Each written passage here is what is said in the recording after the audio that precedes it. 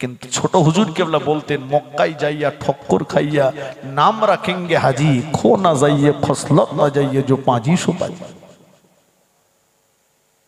কথা বুঝেননি? আপনি হজ করেছেন আলহামদুলিল্লাহ, ইজ্জত দরজা আল্লাহ আপনাকে দিয়েছে, মকবুল হজের বদলা হলো আল্লাহ পাকের দয়ার জান্নাত, সুবহানাল্লাহ। তবে এবার পরিবর্তন হতে হবে।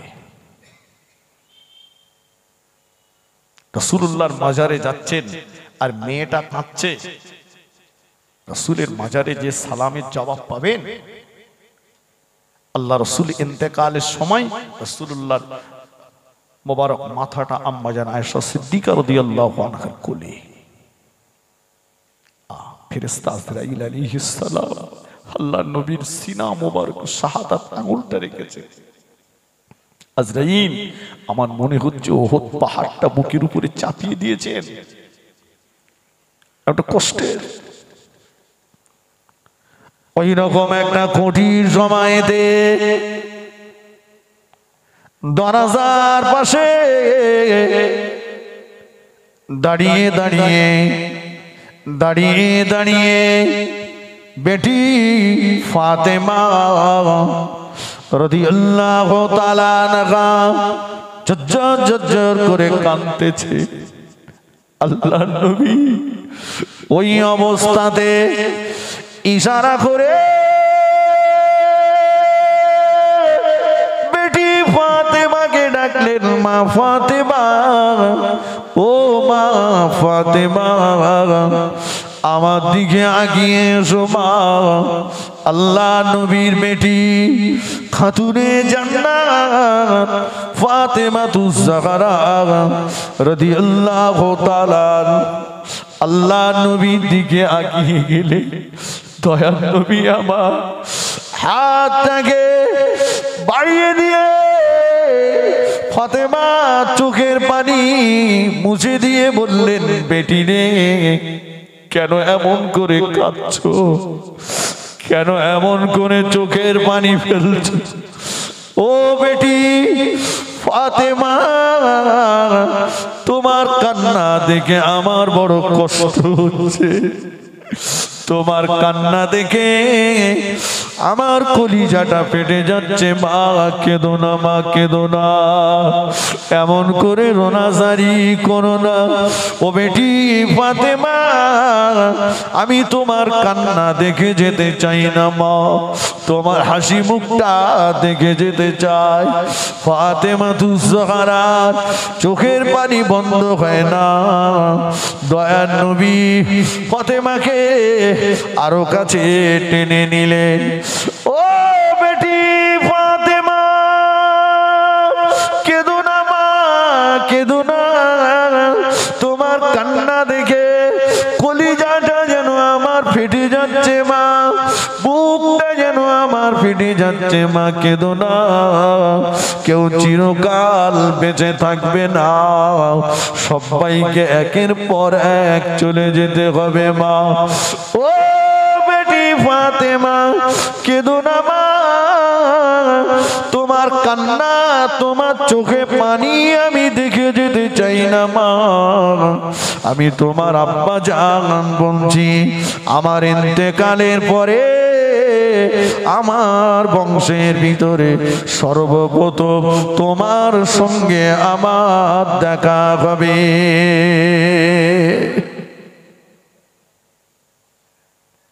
এই কথা যেই বললেন, ফাতেমাতুজ জাহরা রাদিয়াল্লাহু আনহা মিসকি মেরে হেসে ফেলেছিলেন।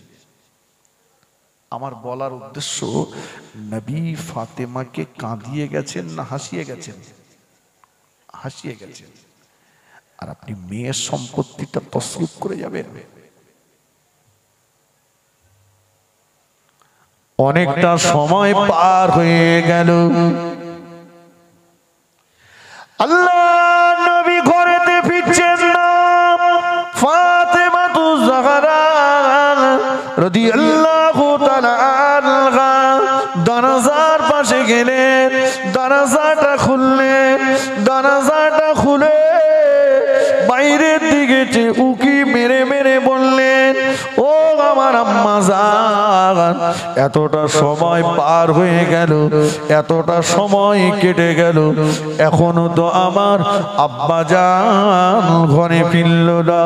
আম্মাজান খাদিজাতুল কুবরা রাদিয়াল্লাহু তাআলা আনহা বললেন, ও বেটি ফাতেমা, তোমার আব্বাজান দিনে দাওয়াত দিতে গিয়েছে মা।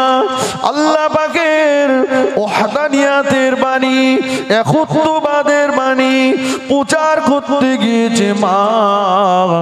তোমার আব্বাজান পথ হারা মানুষগুলোকে পথ দেখাতে গিয়েছে মা। জানি না কেন এখনো তোমার আব্বাজান ঘরে ফিরছে না। আমিও তো বড় চিন্তা করছি। ধৈর্য ধরো মা, সবর করো মা, ধৈর্য ধরো, তোমার আব্বাজান ফিরে আসবে। আবার কিছুটা সময় পেরিয়ে গেল, আল্লাহ নবী এখনো ঘরে ফিরলেন না। আবার ফাতেমাতুজ জাহরা রাদিয়াল্লাহু তাআলা আনহা দরজার পাশে চলে গেলেন।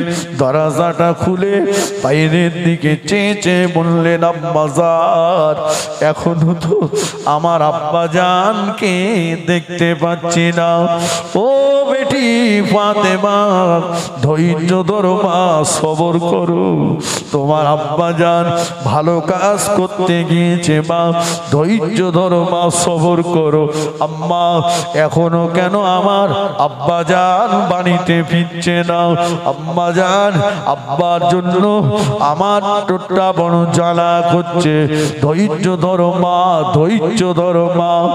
আবার কিছু সময় পেরিয়ে গেল, আল্লাহ নবীর বেটি খাতুনে জান্নাত ফাতেমাতুজ জাহরা রাদিয়াল্লাহু তাআলা আনহা দরজাটা খুলে বাইরের দিকে চেয়ে বললেন, আম্মাজান, ও আমার আম্মাজান, আমাদের বাড়ির দিকে একজনা মানুষকে আসতে দেখছি। গুটি গুটি পায়ে আমাদের বাড়ির দিকে একজনা মানুষ হেঁটে হেঁটে এগিয়ে আসছে। ও আমার আম্মাজান, লোকটাকে দেখে বড় দুর্বল মনে হচ্ছে, ব্যক্তিটাকে দেখে বড় জয়ীফ মনে হচ্ছে, কমজোরি মনে হচ্ছে। ও আমার আম্মাজান, শুধু এতটুকুই নয়, আমাদের বাড়ির দিকে গুটি গুটি পায়ে হেঁটে হেঁটে যিনি আগিয়ে আসছে, এমন চেহারার মানুষ আমি ফাতেমা ইতিপূর্বে কোনদিন চোখে দেখিনি। আম্মাজান খাদিজাতুল কুবরা বললেন, ও বেটি ফাতেমা, কেমন চেহারার মানুষ আগিয়ে আসছে, যেমন মানুষ ইতিপূর্বে কোনদিন তুমি চোখে দেখোনি। ফাতেমাতুজ জাহরা রাদিয়াল্লাহু তাআলা আনহা বললেন, আম্মাজান আমাদের বাড়ির দিকে গুটি গুটি পায়ে দুর্বল শরীর নিয়ে যিনি আগিয়ে আসছেন, ওনার গোটা চেহারাটা লাল রঙের, গোটা চেহারাটা লাল রঙের। আম্মাজান মানুষের চেহারাটা যে এমন লাল হয়, এমন লাল রঙের মানুষ ইতিপূর্বে কোনদিন চোখে দেখিনি। আল্লাহ নবী বিবি আমাদের আম্মাজান খাদিজাতুল কুবরা রাদিয়াল্লাহু তাআলা আনহা তড়িঘড়ি উঠে দরজার পাশে গেলেন, দরজাটা খুললেন, বাইরের দিকে তাকালেন, বাইরের দিকে চেয়ে আম্মাজান টুকরে কেঁদে ফেললেন। চিনতে পারলেন না মা, ওনাকে চিনতে পারলেন না মা। ও ফাতেমা, ওই ব্যক্তিটাকে চিনতে পারলে না মা? না আম্মাজান, চিনতে পারলাম না। ও বেটি ফাতেমা, উনি অন্য কেউ নয় মা, উনি তোমারই আব্বাজান বিশ্বনবী জনাবে মুহাম্মদুর রাসূলুল্লাহ সাল্লাল্লাহু আলাইহি ওয়াসাল্লাম। ও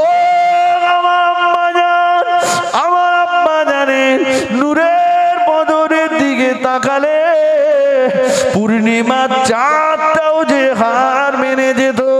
অন্ধকার ঘরে আমার আব্বাজান যদি প্রবেশ করত, অন্ধকার ঘরটা আমার আব্বাজানের নূরের বদনে আলোয় আলোকিত, নূর আর নূর হয়ে যেত। আজকে আমার আব্বাজানের মোবারক চেহারাটা কেন এমন লাল হয়ে গেল? আম্মাজান খাদিজাতুল কুবরা বললেন, বেটি ফাতেমা, তোমার আব্বাজান দিনের দাওয়াত দিতে গিয়েছিল, আল্লাহ পাকের ওয়াহদানিয়াতের বাণী প্রচার করতে গিয়েছিল, আল্লাহ পাকের কোরআনের বাণী প্রচার করতে গিয়েছিল। ও বেটি ফাতেমা, তোমার আব্বাজানকে বেঈমানের দলেরা, কুফফারে কুরাইশেরা এত মার মেরেছে, পাথরের আঘাতে আঘাতে, পাথরের আঘাতে আঘাতে তোমার আব্বাজানের নূরের বদনটা রক্তে লাল হয়ে গিয়েছে। আমাদের আম্মাজান তড়িঘড়ি আগিয়ে গেলেন, দয়ার নবীকে ধরাধরি করে বাড়ি নিয়ে আসলেন। শাড়ির আঁচলটা দিয়ে দয়ার নবীর গায়ের খুন মোবারক গুলো মুছতে লাগলে, মুছে মুছে মুছে মুছে দিচ্ছেন। আম্মা জানের লক্ষ্য পড়ে গেল আল্লাহ নবীর নূরের বদনে পাথরের টুকরা ঢুকে আছে। আম্মা জান আঙুল দিয়ে টেনে টেনে টেনে টেনে পাথরের টুকরা বার করলে ওই জায়গা দিয়ে খুন মোবারক ফিটকি দিয়ে বার হয়ে আম্মা জানের বুকে লেগে গেল। আম্মা জান ডুগুরে ডুগুরে কাঁদতে লাগলেন আর বলতে লাগলেন, আবু জাহাল, ওরে আবু লাহাব, এ আবু জাহাল, এ আবু লাহাব, ওরে উতবা সাহেবা উলিদ ইবনে মুগিরা, কি আছিস একবার খাদিজার সামনে দাঁড়িয়ে বল। খাদিজার টাকা নিয়ে ব্যবসা করিসনি, খাদিজার টাকা নিয়ে বড় লোক হসনি, খাদিজার টাকা নিয়ে ব্যবসা করলি, খাদিজার টাকা নিয়ে বড় লোক হলি। আর খাদিজার বাবারা মাহারা এতিম স্বামীকে ধরে এত মার মারলে। আমাদের আম্মা জানের বুকে কাঁটা লাগিয়ে দিয়ে বললেন, খাদিজা বলো না, এমন করে বলো না। ফাতেমা তুজদারা দুটো হাত তুলে কাঁদতেছেন। আল্লাহ, ও রব্বুল আলামিন, আল্লাহ পাক আমার আব্বাজান জীবনেও কোনোদিন অন্যায় ভাবে কারো গালে চড় মারিনি। আমার আব্বা কোনোদিন এতিমের মাল আত্মসাৎ করিনি। আমার আব্বা কোনোদিন প্রতিবেশীর হক নষ্ট করিনি। অথচ আজকে দিনে ওরা আমার আব্বাজানকে এত মার মারলো। আমার আব্বাজানের নূরের বদনটাকে দেখে চিনতে পারি না। দয়ার নবী আবার ফাতেমার হাতটাকে নামিয়ে দিলেন, বেটি বদদোয়া করো না মা, বদদোয়া করো না। ও বেটি ফাতেমা, কিয়ামতের ময়দানে যেদিন বাপ বেটা হবে না, বেটা বাপের হবে না, মা মেয়ের হবে না, মেয়ে মায়ের হবে না, ওই দিন আমি রাসূলুল্লাহ আমার শরীরে মারের আঘাতে দাগগুলো আল্লাহ পাককে দেখিয়ে এক একটা দাগের বিনিময়ে আল্লাহ পাকের কাছ থেকে লক্ষ লক্ষ গুনাহগার উম্মতিদের জীবনের গুনাহকে মাফ করিয়ে নেব। আরেকটু জোরে বলেন সুবহান, আরেকটু জোরে বলেন সুবহানাল্লাহ। আল্লাহুম্মা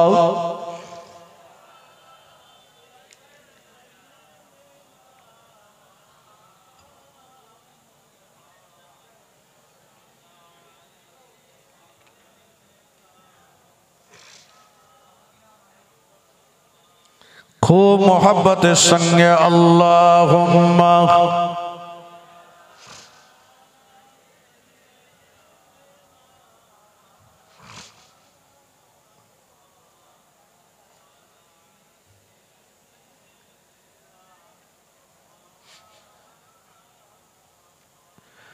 নবীর রওজা শরীফ দেখে মন ভরে না, দিদার দাও গো শাহে মদিনা। নবীর রওজা শরীফ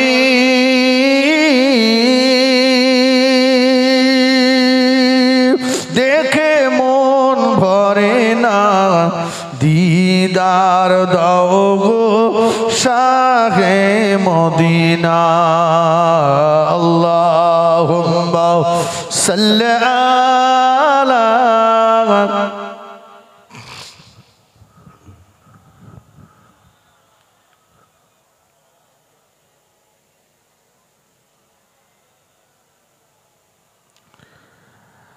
আরশের মেহমান করেছেন আল্লাহ, কত শান কত মান মোর কামলিওয়ালা। ও গো মদিনাওয়ালা করো করুণা, দিদার দাও গো শাহে মদিনা। নবীর রওজা শরীফ দেখে মন ভরে না, দিদার দাও গো শাহে মদিনা। আল্লাহুম্মা সাল্লি আলা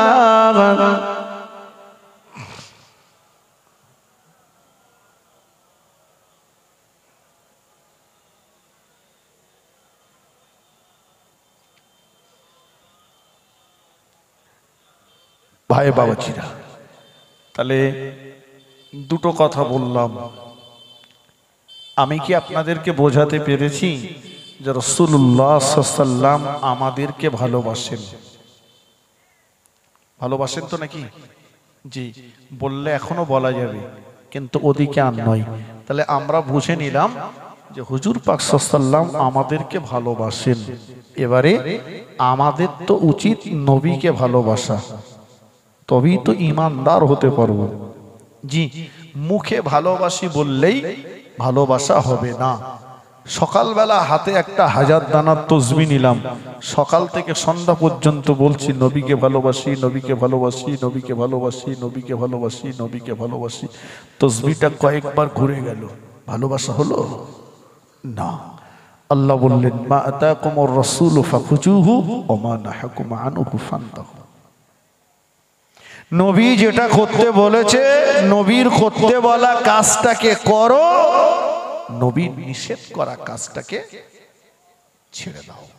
যে মানুষটা নবী পাক সাল্লাল্লাহু আলাইহি ওয়াসাল্লামের করতে বলা কাজগুলো করলো আর নিষেধ করা কাজগুলো ছেড়ে দিল, ওই মানুষটাই তো প্রকৃতপক্ষে নবী পাকের ভালোবাসার দাবিদার, তাই না বাবাজি? আসুন আমি রাসূলুল্লাহ সাল্লাল্লাহু আলাইহি ওয়াসাল্লামের একটা হাদিস দেখি আমরা কতটা নবীকে ভালোবাসি। আল্লাহ নবী বললেন, ইন্নী উহিব্বুস সালাসা,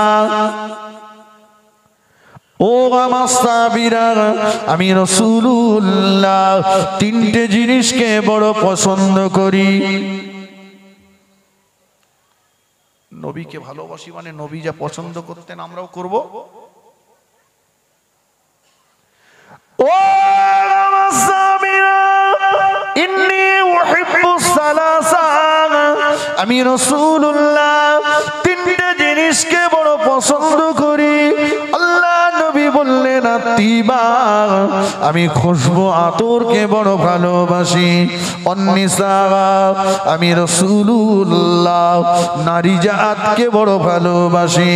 কুররাতু আইনি আস-সালাত, আমি রাসূলুল্লাহ আমার চোখের শান্তি হলো নামাজ।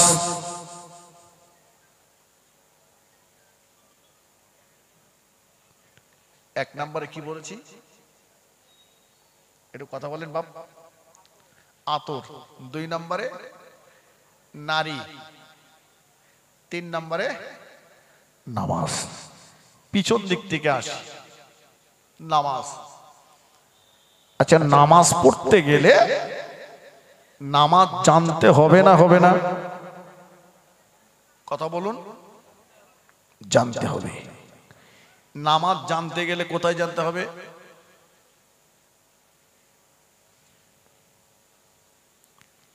আগে মসজিদ না আগে মাদ্রাসা?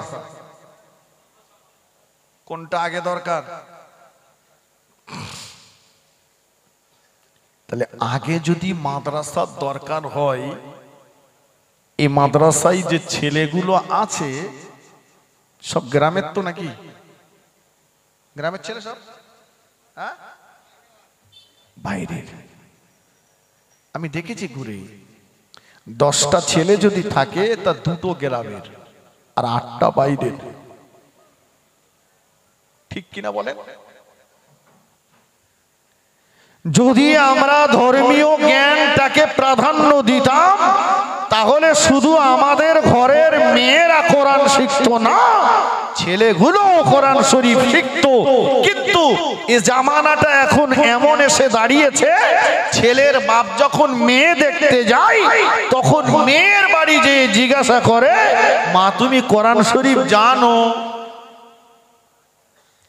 আমি কোরআন জানা মেয়ে খুঁজতেছি, মা তুমি কোরআন জানো? মা মা বলে জানি মানে 7-8 বার এপার থেকে ওপারে গিয়েছিল। এই কথাটা বলে বলে কপাল ভালো। আমার শুধু চিন্তা হয়, ঘুরিয়ে যদি বলে, বাবাজি আপনি যার জন্য আমাকে দেখতে এসেছেন আপনার সেই খোকা সে কি কোরআন শরীফ জানে? সে তো কলকে কোম্পানির ম্যানেজার।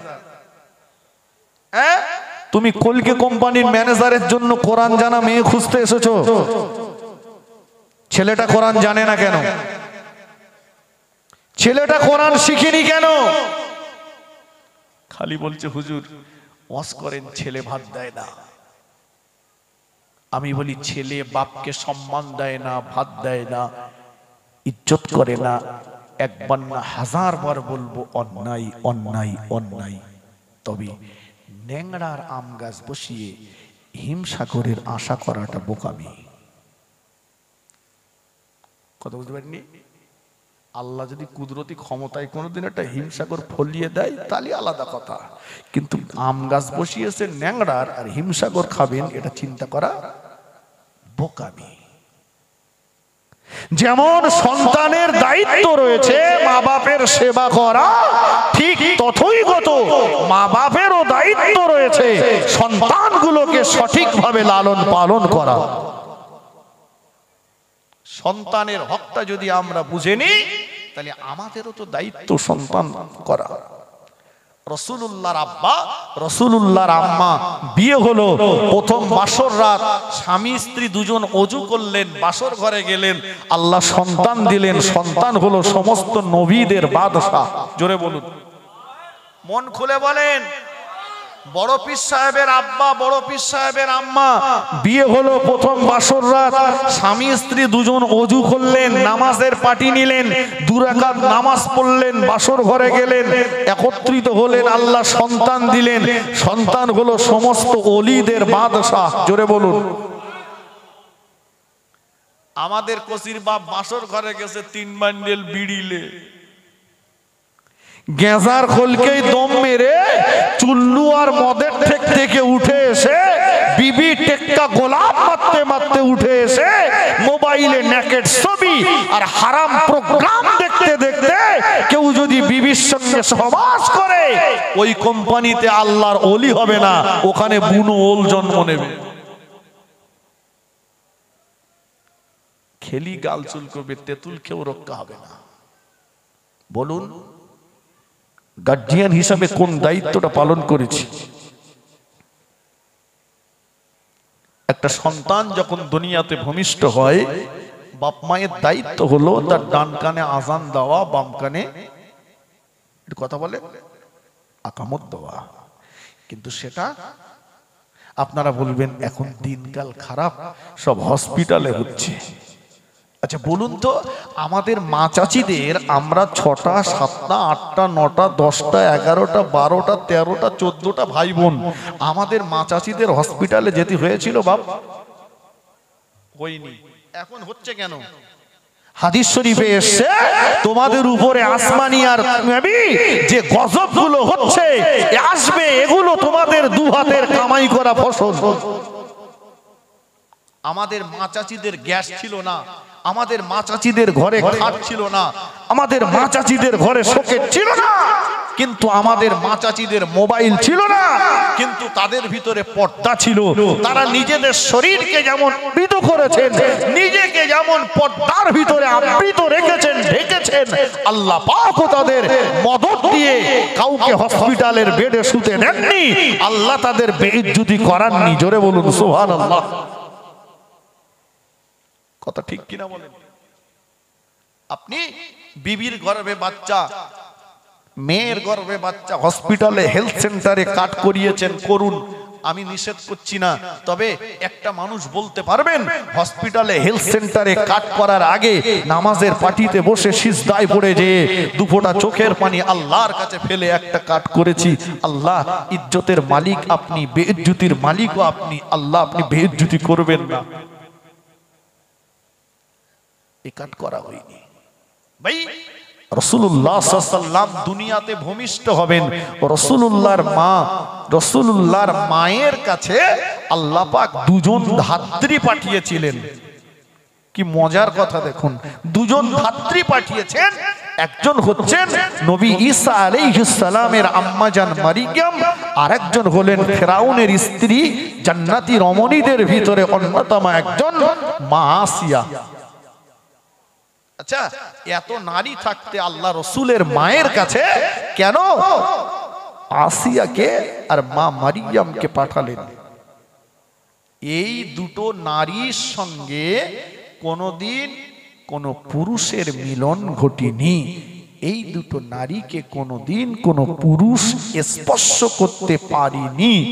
তাই আল্লাহ বিশ্ব নবীর মায়ের কাছে ওই দুজন নারীকে ধাত্রী হিসাবে পাঠিয়ে দিয়েছেন। জোরে বলুন, একটু জোরে বলেন।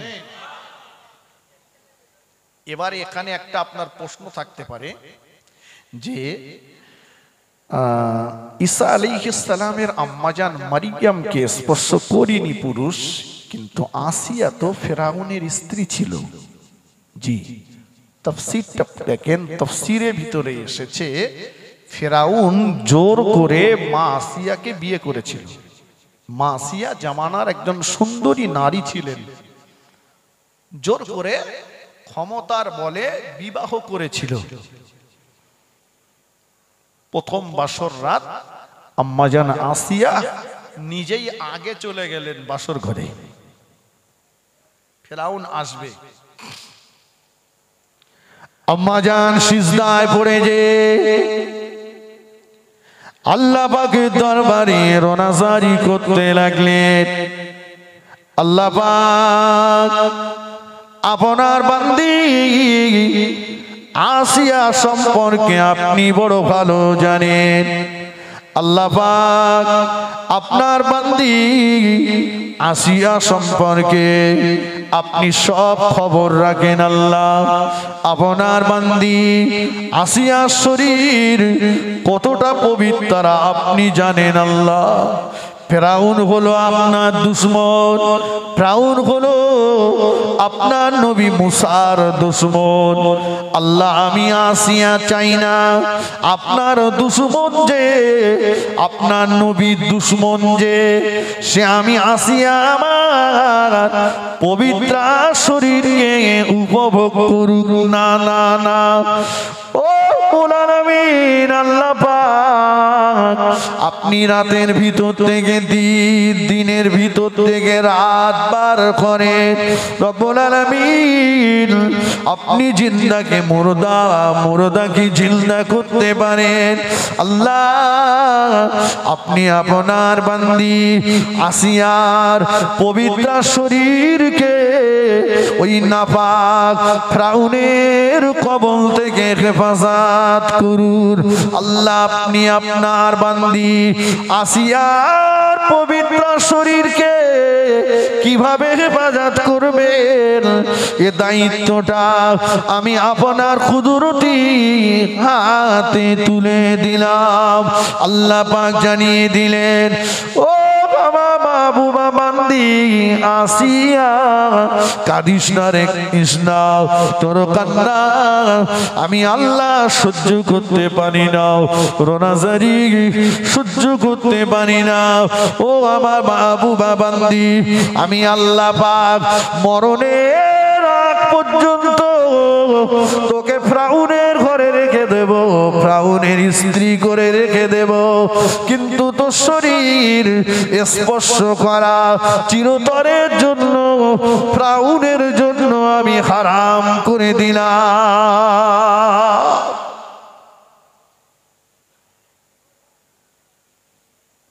ইজ্জতের হেফাজত চেয়েছেন কার কাছে? ফেরাউন চলে এসেছে। আসিয়া জি, ফেরাউনে তাফসীরে এসেছে ফেরাউনের গোটা শরীরটা থরথর থরথর করে কাঁপছে, হাত পা সব অসাড় নিঃসাড় হয়ে যাচ্ছে। আসিয়া আমার এমন হচ্ছে কেন? মা আসিয়া বলছে আমি তো ডাক্তার না, জোর করে বিয়ে করেছেন খুব বেশি আপনার স্ত্রী, তার বেশি তো কিছু না, ডাক্তার দেখান। কিন্তু ফেরাউন যেই মা আসিয়ার ঘর থেকে বাইরে বার হয় শরীরটা স্বাভাবিক হয়ে যায়, আবার যেই ঘরে ঢোকে সেই শরীরটা আগের মতো হয়ে যায়। কোনদিন বেঈমান ফেরাউন মা আসিয়ার পবিত্র শরীরকে স্পর্শ করতে পারেনি। জোরে বলুন, একটু মন খুলে বলেন। আর আমাদের এ জামানার এ সমাজের কিছু মেয়েরা এরা বলছে দাড়িওয়ালা ছেলে বিয়ে করব না। কথা বুঝতে পারিনি? মা আসিয়া বলছে যে আপনার নবীর দুশ্মন, যে আপনার দুশ্মন সে আমার শরীর উপভোগ করুক, এটা আমি চাই না। আর এ বলছে আমি দাড়িওয়ালা ছেলে বিয়ে করব না। কত মেয়ে বিয়ের পরে তার স্বামীকে দাড়ি রাখতেই দেয়নি। আর কিছু কিছু স্বামী গিন্নির কাছে মুরিদ হয়ে গেছে, ওরা গিন্নির কাছে বায়াত হয়েছে, ওই সবকলে ও দাড়ি রাখিও নি। গিন্নি যখন রাজি না, অতএব আমি রাজি না। এই পার্থক্য আছে না নাই? কথা বলেন। কেন আজ আমাদের অবস্থা?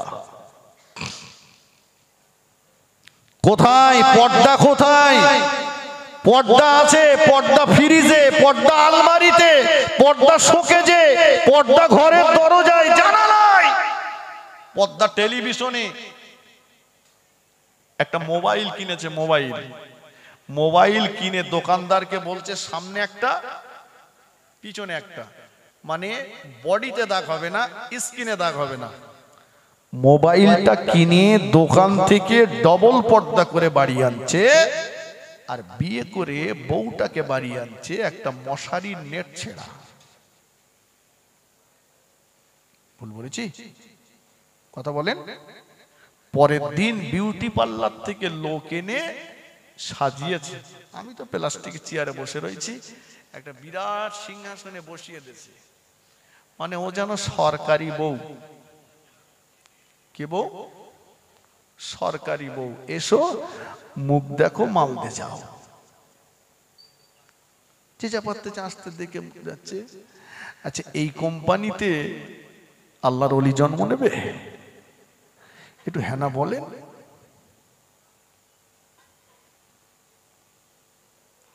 এই জন্য শুরুতেই বলেছি আম গাছ বসিয়েছেন ন্যাংড়ার, এখন যদি বলেন আমার ন্যাংড়া আম গাছ এখানে হিমসাগর হচ্ছে না, এটা বোকামি হবে না।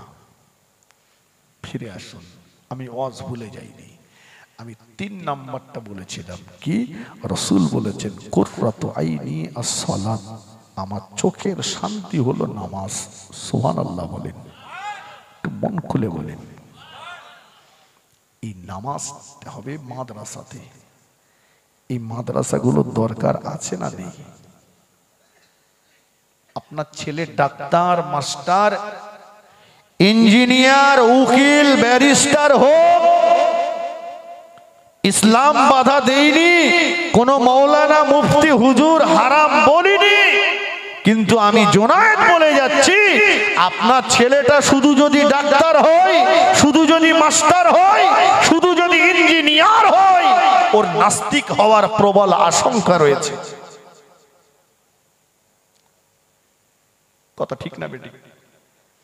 ইংলিশ মিডিয়ামে আপনার বাচ্চাটা পড়ে, সকালবেলা ওকে ডেকে জিজ্ঞাসা করবেন, কোচি তোর তো স্কুলে মাসে দিতে হয় 1000, মাস্টারের দেয় 1000, 2000।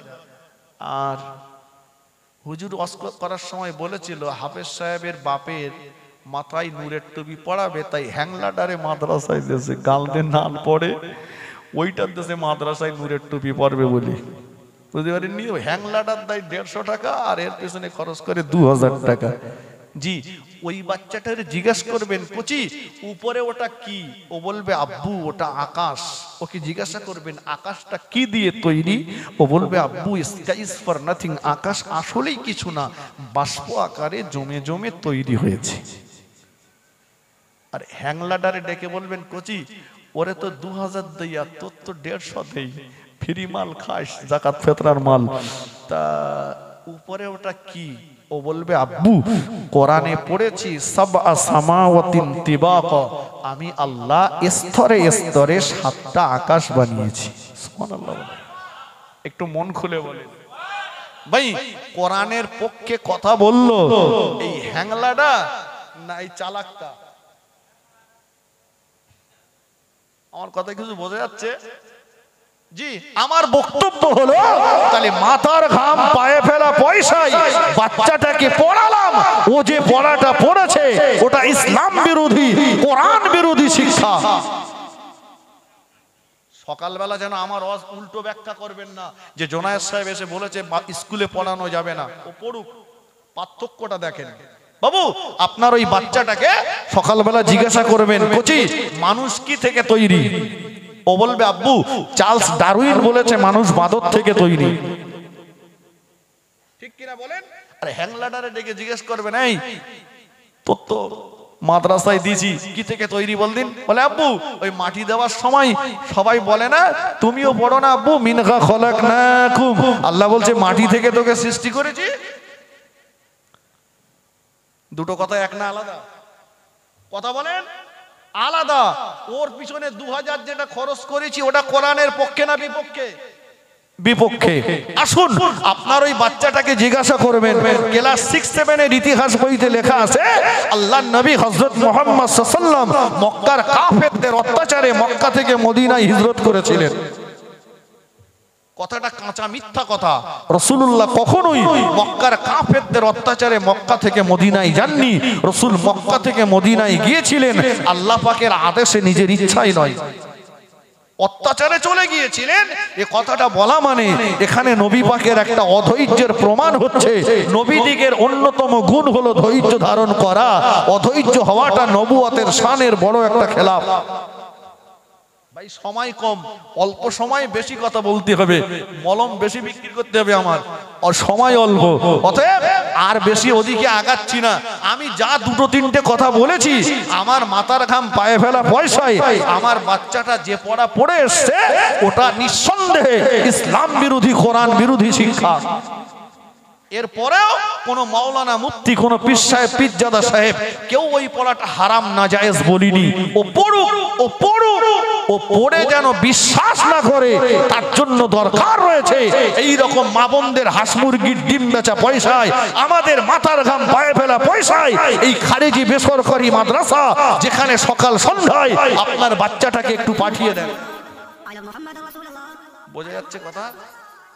ভাই সকালবেলা খালি পেটে যদি এরকম সাইজের একটা মূলো খাওয়া হয়, মূলো বেলা 8টা-9টার দিকে একটা কায়দা করে নাস্তা, জি দুপুরবেলা খাসির গোস্তের বিরিয়ানি, 4:30-5টার দিকে পরেটা শিক কাবাব, রাত 9টার দিকে মুরগির গোস্ত দিয়ে ভাত, রাত 1টার সময় যদি একটা ঢেকুর ওঠে, কিসের ঢেকুর? মূলো বলবে লাব্বাইক, আমি এখন হাজির আছি। একটা মূলো খেয়ে যদি ওর উপরে ওহদ পাহাড় চাপিয়ে দেন, মূলো তখনও বলবে আমি আছি। আমি বলছি ও বাংলা, অঙ্ক, ইংরাজি, ইতিহাস, ভূগোল, বিজ্ঞান, জীবন বিজ্ঞান, ভৌত বিজ্ঞান পড়ুক, তবে সকাল সন্ধ্যায় ধর্মীয় জ্ঞানের ন্যূনতম মূলটুকু ওকে ঢুকিয়ে দেন, খাইয়ে দেন। এরপরে আপনি ওকে যাই চাপা দেবেন সব কিছুকে ভেদ করে মূল ঢেকুর উঠে যাবেই যাবে ইনশাআল্লাহ। ও আলেম না হলেও, হাফেজ না হলেও, আলেমের বিরুদ্ধে, হাফেজের বিরুদ্ধে, মসজিদ মাদ্রাসা ঈদগাহ কবরস্থানের বিরুদ্ধে কেউ যখন কথা বলবে ও সোচ্চারটুকু অন্তত পক্ষে হবে, ঠিক কিনা বলেন? কিন্তু যে মাগুলো সকালবেলা উঠে বাচ্চাগুলোকে ইংলিশ মিডিয়ামে নিয়ে যেতে প্রস্তুত, সেই মা বাচ্চার হাত ধরে কোরআন শরীফ শেখাবে, এমন মা খুঁজে পাওয়া কঠিন। দেখবেন সকাল 9-10, ঠিক আছে, তাকবীর দেন, নারে তাকবীর, আরো উচ্চ আওয়াজে নারে তাকবীর। সিলসিলায়ে হক মুজাদ্দিদে জামান, সিলসিলায়ে হক মুজাদ্দিদে জামান, আওলাদে মুজাদ্দিদে জামান, আওলাদে মুজাদ্দিদে জামান, আমাদের প্রাণ প্রিয় ভাইজান হুজুর কিবলা, আমাদের প্রাণ প্রিয় ভাইজান হুজুর কিবলা, নারে তাকবীর, নারে তাকবীর, নারে তাকবীর। আলহামদুলিল্লাহ, আমাদের মাঝে আমাদের শেরে তাজ মুজাদ্দিদুজ জামানের আওলাদ, আশিক রাসূল সুলতানুল ওয়াইজিন হযরত ছোট হুজুর পীর কিবলা রহমাতুল্লাহ আলাইহির আওলাদ, আমাদের প্রাণ প্রিয় ভাইজান হুজুর কিবলা আমাদের মাঝে এসে গেছেন। সকলেই বলেন না আলহামদুলিল্লাহ, মোহাব্বত করে বলেন আলহামদুলিল্লাহ। বাবা, আমি অনেকক্ষণ ধরে আপনাদেরকে একটু বিরক্ত করলাম নাকি? জি, কিছু কথা আলোচনা করলাম। জি, আল্লাহ আমাদের বেশি বলা শোনার চাইতে যেন আমল করবার তৌফিক দান করেন। বলুন আল্লাহুম্মা আমিন, বলেন আল্লাহুম্মা আমিন। জি, ভাইজান হুজুর আসবেন। জি, আসুন। আমি যেটি বলছিলাম ভাইয়েরা আমার, তাহলে অন্তত ও জেনারেল শিক্ষা শিখছে, আপনার ইচ্ছা ও শিখুক, কিন্তু ওকে ন্যূনতম মাদ্রাসায় দিয়ে অন্তত ধর্মের ন্যূনতম জ্ঞানটুকু ওর ভিতরে ঢুকিয়ে দেন। অন্তত পক্ষে কোরআন শরীফটা বাচ্চাটাকে শেখান, কোরআন শরীফটুকু বাচ্চাটাকে শেখান।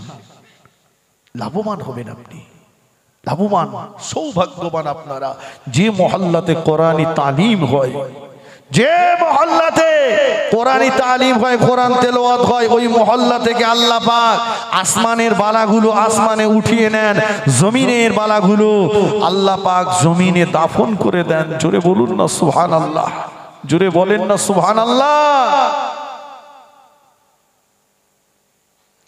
আল্লাহ পাক আসমানের বালাগুলো আসমানে তুলে নেন, জমিনের বালাগুলো জমিনে দাফন করে দেন। ওই মহল্লাবাসীর জন্য আল্লাহ পাক আসমান থেকে রিজিকের দরজা খুলে দেন। ছোট বলতে পারলেন না সুবহানাল্লাহ? মন খুলে বলুন না সুবহানাল্লাহ।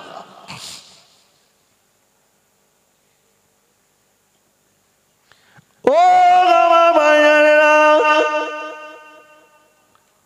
আমি যে কথা আপনাকে বলতে বলতে চলে এসেছিলাম, আল্লাহ নবী বললেন কুররাতু আইনি as-সালাত, আমার চোখের শান্তি হলো নামাজ, চোখের শান্তি হলো নামাজ। এই নামাজ পড়তে গেলে, নামাজ আদায় করতে গেলে কোরআন শরীফ শিখতে হবে না? হবে না? কথা বলে, কোরআন শরীফ না জানলে নামাজটাও সহি হবে না। আর কি লাভ হবে? আর কি লাভ হবে? যখন কোন বান্দা কোন বান্দির মরণের সাকান্দারি শুরু হয়ে যায়, ওই সময় ইবলিস শয়তান পেয়ালায় করে পেশাব করে নিয়ে ওই বান্দা বান্দির কাছে হাজির হয়ে যায় ঈমানটাকে লুটে নেওয়ার জন্য। ইবলিস বলতে থাকে, আমি হলাম তোর আল্লাহ। একবার জোরে বলুন নাউজুবিল্লাহ। বান্দা তুই শুধু বল লা ইলাহা, এই কথাটুকু বান্দা যেই বলবে বান্দা ঈমান খারাপ হয়ে যাবে, শয়তানের পেশাব খেয়ে বান্দার ইন্তেকাল হয়ে যাবে। না না না, বরঞ্চ ভালো ওই সময় যদি ইবলিস শয়তান যদি ওই মুহূর্ত ব্যক্তিটার পাশে না আসতে পারে তবেই তো ভালো, ঈমান নিয়ে কবরে যেতে পারবো, আশাটুকু করা যায়। কিন্তু ইবলিসকে আটকানো যাবে কি করে? আল্লাহ নবী বললেন, আশ-শাইতানু ইয়াজরি মাজরাদ দাম, শয়তান মানুষের রক্ত প্রবাহিত রাস্তা দিয়ে চলাচল করে। তাই যে রক্ত প্রবাহিত রাস্তা দিয়ে চলাচল করে তাকে আটকানো তো বড় কঠিন বাবা। পুলিশ দিয়ে আটকানো যাবে না, সিবিআই দিয়ে আটকানো যাবে না, এমএলএ দিয়ে আটকানো যাবে না, না না, কারণ লাগবে না। রাসূল বলেছেন, যখন কোন মুহূর্ত ব্যক্তির জাকানদারি শুরু হয়ে যায় ওই জায়গাটায় যে তোমরা দুনিয়ার কোনো গল্প করো না, ওই জায়গাটায় যে তোমরা জোরে জোরে কান্নাকাটি করো না, ওই জায়গাটায় যে তোমরা আল্লাহ পাকের নিয়ামতে উজমা কালাম কোরআন শরীফ তেলাওয়াত করো। কোরআন পাকের সূরা ইয়াসিন শরীফটা তেলাওয়াত করো। যে জায়গাটায় কোরআন শরীফ তেলাওয়াত করা হয় ওই জায়গাটাতে আল্লাহ পাকের রহমত নাজিল হয়। বলুন সুবহানাল্লাহ। জি ভাইজান আসছেন, সকলে উঠে দাঁড়ান, সকলে উঠে দাঁড়ান।